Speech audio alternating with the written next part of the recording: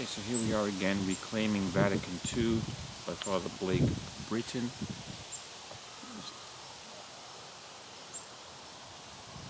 Okay.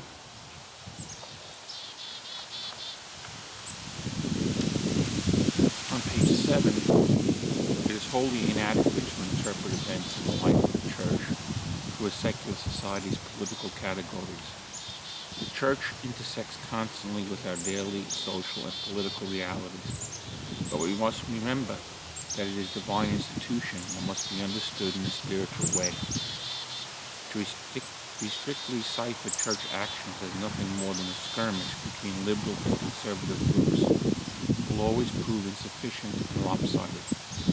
Yet, that is exactly what the media did when reporting on Vatican II. Unfortunately, the media's tendency to see conflicts through a liberal versus conservative lens is still hurting the Church in our own time. Media reports on synods, papal meetings, and bishops' conferences are covered more like American politics than spiritual gatherings. As a result, certain topics become triggers that immediately cast people into a frenzy, thus compromising our ability to dialogue and think critically about important subjects. This is because the press uses categories from the world and they don't fully appreciate that the Church is dealing with a different way of being, a different way of thinking. The Church's discourse must transcend the limiting dichotomies of conservative and liberal. Truth must be the Church's only concern, not appealing to the Gallup poll or appealing to political faction. If we are to reclaim Vatican II and continue striving towards authentic renewal, we must broaden our horizons and break out of the restrictive categories of liberal and conservative.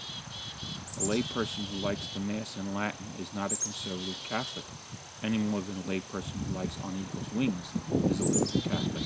They are both simply Catholics seeking Christ.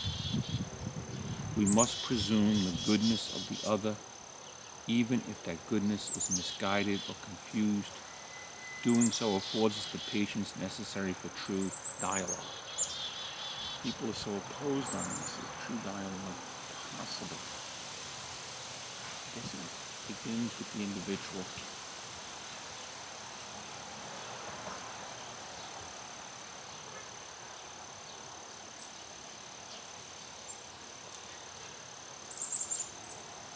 We're still working it out.